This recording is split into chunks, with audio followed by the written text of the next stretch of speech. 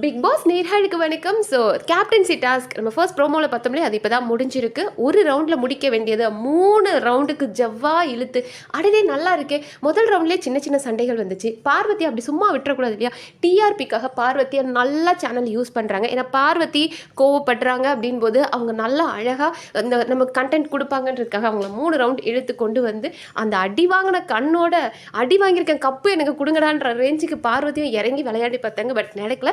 சபரி தான் வின் பண்ணியிருக்கார். ஆப்வியஸாக இந்த கேம் உங்களுக்கு புரிஞ்சிருக்கும்னு நினைக்கிறேன். ஒரு ட்ரையாங்கிள் மாதிரி இருக்கும். ஸோ ட்ரையாங்கிள் அந்த 3 எண்ட்லேயும் வந்து 3 பேர் பார்வதி, சபரி அண்ட் திவ்யா நிற்பாங்க. நடுவில் பாட்டில் 4 பாட்டில்ஸ் இருக்கும். அண்ட் இந்த பாட்டில்ஸை கொண்டு போய் அவங்கவுங்க பிளேஸில் கொண்டு போய் அந்த பாக்ஸஸில் வச்சு சேவ் பண்ணணும். அண்ட் கடைசியாக யார்கிட்ட நிறைய பாட்டில் இருக்கோ அவங்க வின்னர். அண்ட் இந்த பாட்டில் நம்ம எடுக்கும்போது ஒரு தடவை போய் ஒரு பாட்டிலை தான் நம்ம எடுத்துகிட்டு வரணும். இன்னொரு தடவை போய் தான் இன்னொரு பாட்டிலை எடுக்கணும். ஏன்னா நம்ம ஒரே டைமில் 2 பாட்டில் எடுக்கக்கூடாது. அண்ட் மோர் ஓவர் அந்த ஒரு ட்ரையாங்கிள் மாதிரி பவுண்ட்ரி போட்டிருக்காங்களே அதை க்ராஸ் பண்ணியும் போய் உள்ளே போகக்கூடாது. அண்ட் இன்னொன்று வந்துட்டு ஒருத்தர் கையிலேருந்து பிடுங்கக்கூடாது. இப்போது திவ்யா கிட்ட 2 பாட்டில் இருக்குது, சபரி கிட்ட ஒரு பாட்டில், பார்வதி கிட்ட ஒரு பாட்டில் இருக்குது அப்படின்னா மற்றவங்க போய் இன்னொருத்தவங்க கிட்ட இருந்து பாட்டிலை எடுக்கலாம். ஆனால் அவங்க கையிலேருந்து பிடுங்கக்கூடாது. அந்த பிளேஸ்லேருந்து எடுத்துகிட்டு வரலாம். அண்ட் அதே மாதிரி பாட்டில்ஸ் வச்சுருக்கவங்க அவங்க கையாலேயோ இல்லை காலாலேயோ அந்த பாட்டிலை மறைக்கிறதோ ஹோல்ட் பண்ணுறதோ பண்ணக்கூடாது. பாட்டிலை பாதுகாக்க மற்றவங்க வந்து எடுக்க விடாமல் தடுக்கலாமே தவிர அவங்க எடுத்துட்டாங்கன்னா அவங்க கிட்டேருந்து பிடுங்க முடியாது. இதுதான் ரூல்ஸ். ஸோ ஃபர்ஸ்ட் ரவுண்டில் பார்த்தோம் அப்படின்னா நம்ம இவர் வந்து சபரி 2 பாட்டிலை எடுத்துட்டாரு. ஸோ பார்வதி இவங்க கிட்டையும் திவ்யா கிட்டையும் ஒரு பாட்டில் தான் இருந்தது. அண்ட் பார்வதி பாட்டில் திவ்யா எடுக்க வரும்போது பார்வதி காலை வச்சு மறைச்சாங்க. அப்போவே பிக் பாஸ் சொன்னார் காலை வச்சு அப்படி ஹோல்ட் பண்ணக்கூடாதுன்னு. அடுத்தது வந்துட்டு திவ்யா அண்ட் இவங்க நம்ம பார்வதி சேர்ந்து சபரியோட பாட்டிலை எடுக்க போனாங்க. ஸோ சபரியோட பாட்டிலை எடுக்க போகும்போது அவரும் காலுக்குள்ளே தன்னோட பாட்டிலை வச்சு மறைச்சிட்டு இருந்தார். அந்த டைமில் தான் திவ்யா ஒரு பாட்டில் எடுத்துகிட்டு போனாங்க. பார்வதி இன்னொரு பாட்டிலை எடுக்கும் போது தான் சபரியோட கால் தெரியாமல் பட்டுருச்சு அவங்க கண்ணில். அவர் வேணும்னு இடிக்கல, தெரியாமல் பட்டுருச்சு. கண்ணில் பட்டு அவங்களுக்கு கண்ணு வீங்கிருச்சு. பார்வதி அந்த டைமும் என்ன பண்ணாங்கன்னா அழுதாங்க. ஐயோ கண்ணில் பட்டுருச்சுன்னு அழுதுட்டு இருந்தாங்க.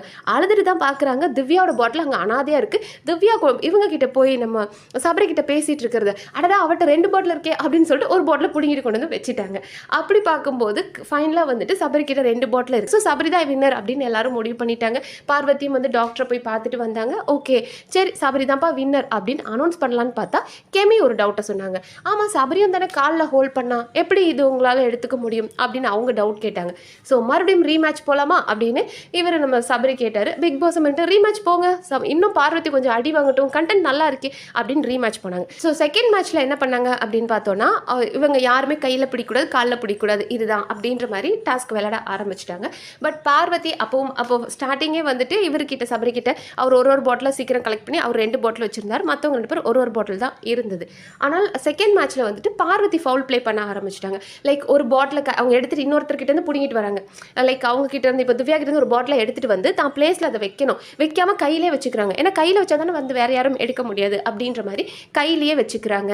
பாட்டிலை கீழே வைக்க மாட்டுறாங்க. யாராவது வந்தாங்க அப்படின்னா நம்ம அவங்கள தடுக்கலாமே தவிர நம்மளோட பாட்டிலை நம்ம பிடிச்சி வச்சுக்கக்கூடாது. ஸோ செகண்ட் மேட்ச்சில் இவங்க பார்வதி ஃபவுல் ப்ளே பண்ணிட்டு இருக்காங்க. அவங்க பாட்டிலை அவங்களே கையில் பிடிச்சிட்டு இருந்தாங்க.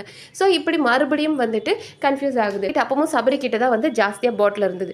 சரி செகண்ட் மேட்சாவது ஓகே சபரியை வின்னர்னு சொல்லிடுவாங்கன்னு பார்த்தா மறுபடியும் பிக் பாஸ் ரீமேட்ச். அதாவது பார்வதி வந்துட்டு ஒரு ஃபவுல் ப்ளே பண்ணும்போது ஜட்ஜஸே அமைதியாக இருந்தீங்க, அதனால் மறுபடியும் ரீமேட்ச் போடுவோம், ஏன்னா இந்த மேட்ச் நல்லா இருக்கே, அழகாக சண்டை போட்டுக்கிறாங்களே, நல்ல கண்டென்ட்டாக இருக்கே அப்படின்னு சொல்லிட்டு மறுபடியும் ரீமேட்ச். ஸோ ரீமேட்ச் போகும்போதே எல்லாரும் பேசிட்டாங்க.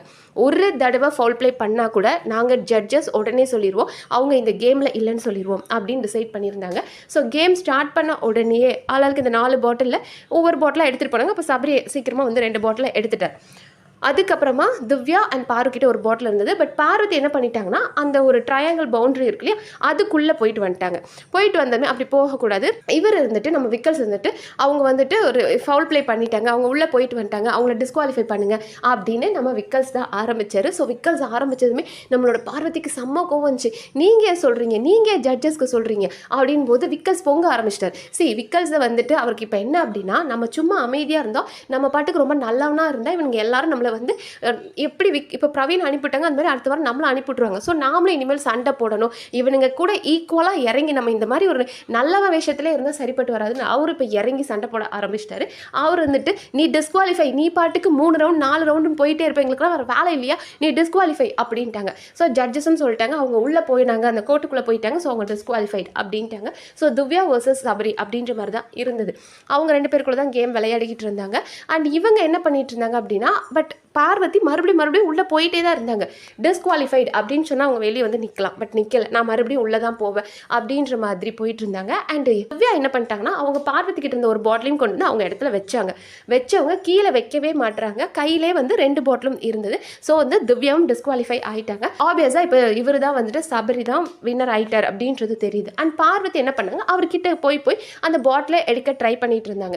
அப்போ தான் அவர் வந்து நம்ம ஃபர்ஸ்ட் ப்ரோமோவில் பார்த்த மாதிரி இடிச்சு தள்ளி விட்டுட்டு இருந்தாரு. ஸோ இடிச்சதுமே அவங்களுக்கு கோபம் வந்துடுச்சு. கோபம் வந்து அவங்களால வேர்ட்ஸ் விடாமல் இருக்க முடியாது. ஸோ பயங்கரமாக வந்து கெட்ட வார்த்தைகள் நிறையா பேச ஆரம்பித்தாங்க. லைக் அவருக்கும் ஒரு பாயிண்டில் என்ன அப்படின்ற மாதிரி போனார். பட் இவங்களுக்கு கோபத்தில் கண்ட்ரோல் பண்ண முடிய மாட்டேங்குது. ஏன்னா இவங்க வராங்க, நீ டிஸ்குவாலிஃபை ஆகிட்ட, மூடிட்டு போய் உட்கார வேண்டியதானே, எதுக்கு அப்புறம் வர, உன் கண்ணில் அடிபட்டிருக்கு, நீயே சொல்கிற. அது ஒரு 4 நாள் ரெஜிஸ்டர் பண்ணிட்டாங்க. என் கண்ணு அடிபட்டிருக்கு, என் கண்ணே தெரிய மாட்டேங்குது, என் கண்ணு சின்னதாகிடுச்சு, கண்ணே தெரிய மாட்டேங்குது அப்படின்றீங்க. அப்போ என்ன பண்ணணும், அவ்வளோ அடி வாங்கிட்டு அவங்க அடுத்த ரவுண்ட் வந்தது ரொம்ப பெரிய விஷயமா இருந்தது. பரவாயில்லையே, நான்லாம் யோசிச்சேன், நம்மளாக இருந்தால் அடிச்சதுக்கப்புறம் ஐயோ மறுபடியும் ஒரு பயம் வந்துடும், ஐயோ அடி வாங்கிட்டு மறுபடியும் அடி வாங்கிடுமோன்னு பயம் வந்துடும், போக மாட்டோம். ஆனால் பார்வதி மறுபடியும் இறங்குறாங்களேன்னு தோணுச்சு. சூப்பர், அது வரைக்கும் ஒரு ஸ்போர்ட்டிவாக இருந்தீங்க, நல்லா இருந்தது. அப்புறம் அதுக்கப்புறம் என்ன பண்ணோம், நீங்கள் டிஸ்குவாலிஃபைடுன்றாங்க, நீங்கள் உள்ளே போயிருக்கக்கூடாது, அப்பப்போ கோர்ட்டுக்குள்ளே போயிட்டு வரீங்க, தப்புன்னு சொல்லிட்டாங்கன்னா வெளியே வர வேண்டியது தானே. அப்புறமும் நான் வீம்பு பண்ணுவேன், ஏன் உள்ளே போகிறேன், நீயும் டிஸ்குவாலிஃபை ஆகிட்ட, திவ்யாவும் டிஸ்குவாலிஃபை ஆகிட்ட, அவன் தான் ஆப்வியஸாக வின்னர்னு தெரியுது இல்லையா, நான் அவனை டிஸ்ட்ராக்ட் பண்ண போகிறேன், என்ன அன்னைக்கு நீ போய் அவனை டிஸ்ட்ராக்ட் பண்ணணும். ஸோ பார்வதி கொஞ்சம் கூட அடங்கவே மாட்டாங்க. பார்வதிக்கு தன்னை விட மேலே ஒருத்தர் பொறுப்பில் இருக்கிறாங்க அப்படின்னா அவங்களால ஒத்துக்கவே முடியாது. அவங்க இவ்வளோ நாள் கேப்டன்சியில் இருந்தவங்கள, அது துஷார் ஆகட்டும், பிரவீன் ஆகட்டும், கனி ஆகட்டும், திவ்யாவாகட்டும், எல்லாரையுமே ஒரு டார்ச்சர் பண்ணியிருப்பாங்க. ஏன்னா பார்வதி மைண்ட் செட்டை பொறுத்த வரைக்கும் பார்வதியால் தனக்கு மேலே ஒரு நபர் இருந்தாங்கன்னா அவங்களால அதை அக்செப்ட் பண்ணிக்க முடியாது. மேனேஜர் டாஸ்கில் அவங்க பெர்ஃபார்ம் பண்ணதுக்கான காரணம், திவ்யா அவங்களுக்கு மேலே அந்த டைம் இருக்கும்போது சண்டை வந்துட்டு இருந்துச்சு, திவ்யா கத்துனாங்க. ஸோ திவ்யாவை கத்த விட்டுட்டு இவங்க வேடிக்கை பார்த்தாங்க. அண்ட் அடுத்த மேனேஜராக வந்த விக்கல்ஸ் பார்த்தோம் அப்படின்னா அவங்களுக்கு ஒரு ரெஸ்பான்சிபிலிட்டி கொடுத்து நீங்கள் ஹேண்டில் பண்ணிக்கோங்கன்னு கொடுத்துட்டார். நான் ஒரு தலைமைத்துவத்தில் இருந்தோம் அப்படின்னா அதை அக்செப்ட் பண்ணிக்கிற பார்வதியால் இன்னொருத்தர் வந்து அதை அக்செப்ட் பண்ணிக்க முடியாது. நீலாம் திருந்தவே மாட்டியா, ஒரு கேமாக பார்க்க மாட்டா, இனி இதவே வந்து ஒரு 10 நாளைக்கு வந்து உட்காந்து புலம்பி அப்படியே ஒப்பாரி வைப்பா, என் கண்ணில் அடிபட்டுருச்சு, அப்போமாவது உங்கள் யாருக்காவது கருணை இருந்துச்சா, எல்லாரும் அவனுக்கு தானே சப்போர்ட் பண்ணீங்க, ஏமா உனக்கே அது இல்லை, கண்ணில் அடிபட்டிருக்கு, நீ மறுபடியும் ஸ்போர்ட்டிவாக வந்த சூப்பர், பட் மறுபடியும் நீ என்ன பண்ணுற, தேவையில்லாத வீண் பம்புக்கு தானே போகிற. ஸோ பார்வதியெல்லாம் திருத்தவே முடியாது. அவங்களுக்கு அடிபட்டிருக்குன்னு நினச்சி பாவப்படலாம்னு நினச்சேன். பட் அவங்க மேலே பாவமே படக்கூடாது. கடைசி வரைக்கும் அந்த ஜென்மம் திருந்தாத ஜென்மம், தேவையில்லாத ஒரு வீண் வம்புக்கு போய் செருப்படி வாங்கும் அப்படின்றது பார்க்கும்போது தெரியுது. ஸோ பாப்போம், இன்னும் இப்போ கேப்டன் ஆகிட்டாங்க, அதுவும் அடி வாங்கி சபரி வேறு கேப்டன் ஆகிட்டாரா, இனி இதையே வச்சு புலம்புவாங்க, இதை வச்சு டார்கெட் பண்ணுவாங்க. ஸோ ஓவரால் இந்த கேம் பார்க்கும்போது சபரி ஓரளவுக்கு டீசெண்டாக விளையாட தான் ட்ரை பண்ணியிருக்காரு. இந்த இடத்துல எஃப்ஜேலாம் இருந்திருந்தார் அப்படின்னா பொண்ணாது பயனாது அப்படின்ற மாதிரி வேற லெவலில் கொண்டு போயிருப்பார். பட் சபரி வந்து தன் கை எங்கேயும் பற்றக்கூடாதுன்றதுக்காக தான் தன்னோட கை 2 ஹோல்ட் பண்ணி வச்சு அவங்கள தடுத்துட்டு தான் இருந்தார். ஏன்னா கடைசி 15 செகண்ட்ஸில் தான் இருக்குது. பார்வதி வந்து ஆட்டத்தை கலைச்சி விட்டானா என்ன பண்ண முடியும், ஆல்ரெடி 2 தடவை ஜெயிச்சு ரீமேட்ச்னு போயிட்டுருக்கு. ஸோ மறுபடியும் இந்த ரவுண்ட்லையும் விடக்கூடாதுன்றதுக்காக அவரை காப்பாற்றிக்க ட்ரை பண்ணார். அந்த நேரம் பார்வதி தான் அவங்களுக்கு வந்து தெரியும் டிஸ்குவாலிஃபை ஆகிட்டோன்னு, பட் மறுபடியும் வந்து அவங்க தான் வந்து தேவையில்லாத ஒரு பிரச்சனையை கிரியேட் பண்ணியிருக்காங்க. ஸோ பார்வதி வாண்டடாக வந்து வாங்கி கட்டிக்கிட்டாங்கன்றதா என்னோட பாயிண்ட். நீங்கள் என்ன நினைக்கிறீங்கன்றத கமெண்ட் செக்ஷனில் சொல்லுங்கள். இந்த வீடியோ உங்களுக்கு பிடிச்சிருந்தா சப்ஸ்கிரைப் பண்ணி சப்போர்ட் பண்ணுங்கள். நன்றி.